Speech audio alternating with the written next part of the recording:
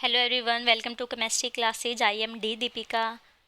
Our today's topic is again matter in our surroundings. Part 3.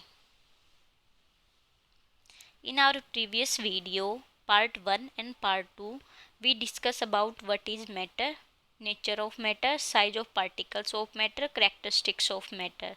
And in our today's video, we are going to discuss about state of matter. This is very interesting topic. Let's start our new topic, state of matter. There are mainly three states of matter. ठीक है. Number 1 is solid state, liquid state and third is gaseous state. Solid state के जो examples हैं वो like stone, pencil, books. Liquid state के example like water, milk. Gaseous state के example air in our atmosphere. सबसे पहले हम देखते हैं सॉलिड स्टेट के बारे में. सॉलिड्स जो होते हैं उनकी फिक्स्ड शेप होती है, फिक्स्ड वॉल्यूम होती है, कंप्रेसिबिलिटी नेग्लिजिबल होती है उनकी. अगर एक्सटर्नल फोर्स उन पे लगाया जाए तो उनके पास टेंडेंसी होती है कि वो अपनी शेप को मेंटेन रख सकें.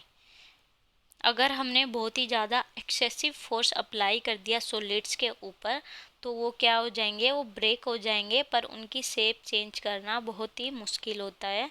और जो सॉलिड्स होते हैं वो रिजिड होते हैं.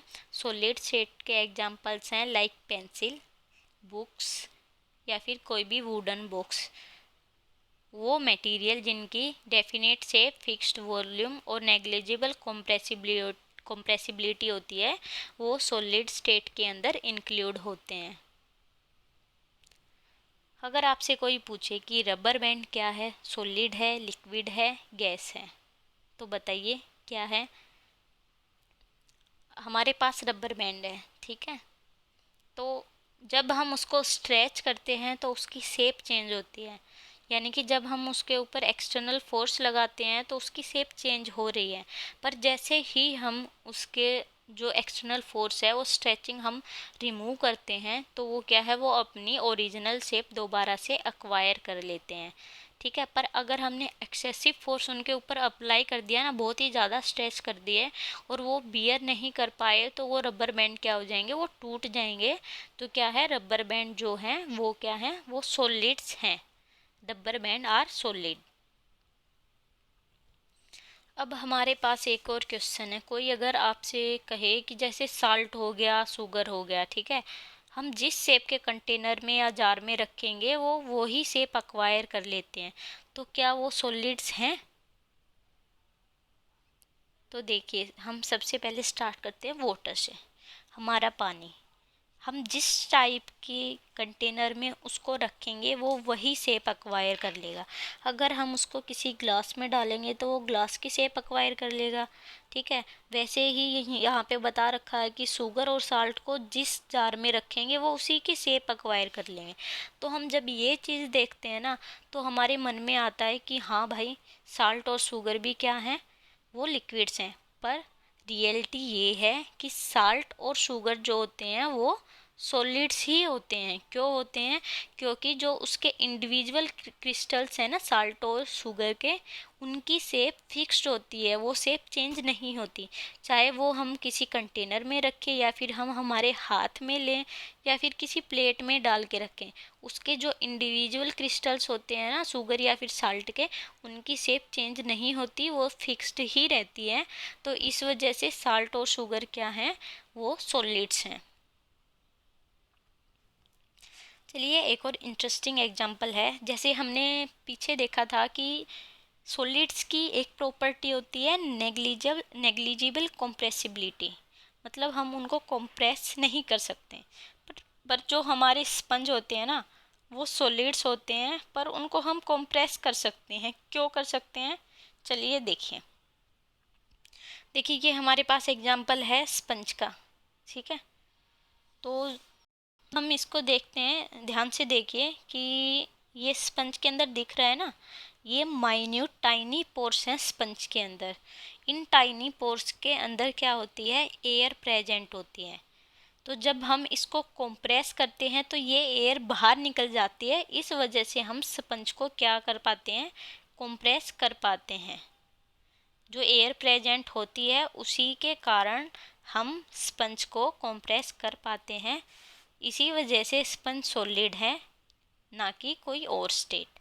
तो अगर कोई आपसे पूछे कि सॉलिड क्यों है, तो आप बता सकते हैं कि वो कंप्रेस इसलिए हो पाते हैं क्योंकि उनके जो अंदर पोर्स होते हैं उनके अंदर एयर बाहर निकल जाती है जब हम उनको कंप्रेस करते हैं।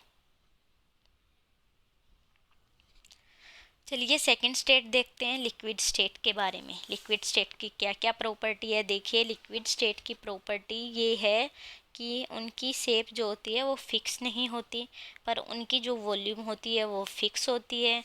जिस टाइप के कंटेनर में हम उनको रखेंगे वो उसी टाइप की शेप एक्वायर कर लेते हैं। हम लिक्विड्स को फ्लूइड्स बोलते हैं क्योंकि उनकी प्रॉपर्टी होती है फ्लो करने की और शेप चेंज करने की, और लिक्विड्स जो होते हैं वो रिजिड नहीं होते। देखिए हमने देखा होगा रिवर्स में वाटर को फ्लो करते हुए, ठीक है। ये किसका एग्जांपल है कि वाटर हमारा फ्लो करता है और जो वाटर होता है उसकी स्टेट क्या होती है, वो लिक्विड होती है। एक्चुअली वाटर तीनों स्टेट में एग्जिस्ट करता है। अगर बर्फ़ है, आइस है, तो वो सॉलिड होगी। अगर हमारा लिक्विड जैसे फ्लो कर रहा है ना वाटर रिवर वगैरह में, तो ये हो गया हमारा लिक्विड स्टेट के अंदर। अगर steam as a steam present है तो वो गैसियस स्टेट में प्रेजेंट है। तो हमारा जो वाटर है वो तीनों फेज में एग्जिस्ट करता है, बट अगर फ्लो कर रहा है तो उस टाइम उसकी स्टेट होगी लिक्विड। चलिए नोट देखते हैं ये। Solid, liquid and gases can diffuse into liquids.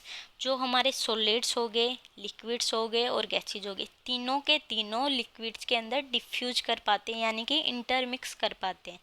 देखिए एग्जांपल देखिए, जब हम साल्ट या फिर शुगर को ऐड करते हैं पानी के अंदर, तो हमारा साल्ट या फिर शुगर हो गया सॉलिड का एग्जाम्पल, और जो हमारा वाटर हो गया वो हो गया हमारा लिक्विड का एग्जाम्पल, ठीक है। तो ये दोनों एक दूसरे के साथ इंटरमिक्स हो जाएंगे, डिफ्यूज कर पाएंगे। या फिर हम कॉपर सल्फेट को वाटर में मिला दे, ये डिजोल्व हो जाएगा। तो ये क्या है, ये एग्जाम्पल है सॉलिड्स का डिफ्यूजन किसके अंदर, लिक्विड्स के अंदर। अब हम देखते हैं लिक्विड का लिक्विड के अंदर डिफ्यूजन। दूध के अंदर पानी मिला दिया, ये क्या हो गया बताइए, ये हो गया लिक्विड का लिक्विड के अंदर डिफ्यूजन। ये तो सबसे फेमस एग्जाम्पल है। अब हम देखते हैं थर्ड, गैसेज का लिक्विड के अंदर डिफ्यूजन। देखिए आपने देखा होगा कि समुंदर में या फिर किसी तालाब में, ठीक है, नीचे मछलियाँ रहती हैं पानी के अंदर। तो कैसे सरवाइव कर पाते हैं एक्वेटिक एनिमल पानी के अंदर, क्योंकि ऑक्सीजन डिजोल्व रहती है पानी के अंदर। उस ऑक्सीजन को, डिजोल्व्ड ऑक्सीजन को यूज करके एक्वेटिक एनिमल्स जो हैं सांस ले पाते हैं पानी के अंदर। तो ये एग्जाम्पल हो गया गैसेज का लिक्विड के अंदर डिफ्यूजन। ये नहीं आएगा।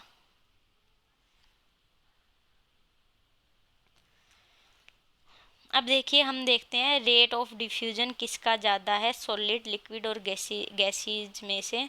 तो जो गैसीज का लिक्विड जो रेट ऑफ डिफ्यूजन होता है गैस का, वो सबसे ज़्यादा होता है। क्यों होता है, क्योंकि गैस के जो पार्टिकल्स होते हैं ना उनके बीच में स्पेस बहुत ही ज़्यादा होता है as compare to solid and liquids. इस वजह से गैस का सबसे ज़्यादा रेट ऑफ डिफ्यूजन होता है। लिक्विड और सॉलिड में से ज़्यादा किसका है, लिक्विड का है, क्योंकि लिक्विड के पार्टिकल्स के बीच का स्पेस ज़्यादा होता है एज कम्पेयर टू सॉलिड्स।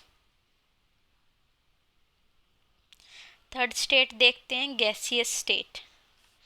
देखिए हमने देखा होगा हमारी चाय की केटल जो होती है उसके अंदर से स्टीम निकलती है ना, ये किसका एग्जाम्पल है, गैस का एग्जाम्पल है, गैसियस फेज का।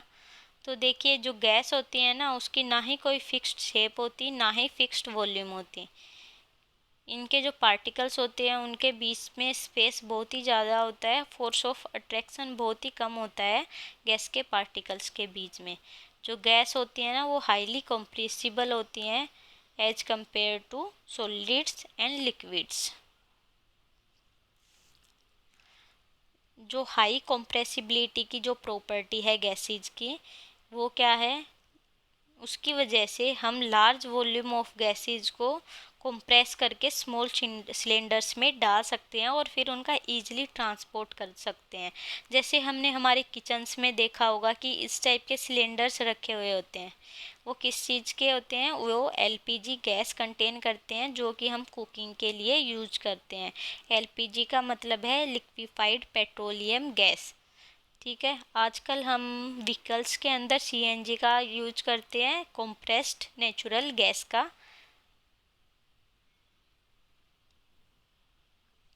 तो आज हमने, हमारा कितना कवर हो गया इसका, हमारा मैटर हो चुका, नेचर ऑफ मैटर हो चुका, साइज ऑफ मैटर हो चुका, करेक्टरिस्टिक्स ऑफ मैटर भी हो गया, और आज हमारा हो गया स्टेट ऑफ मैटर।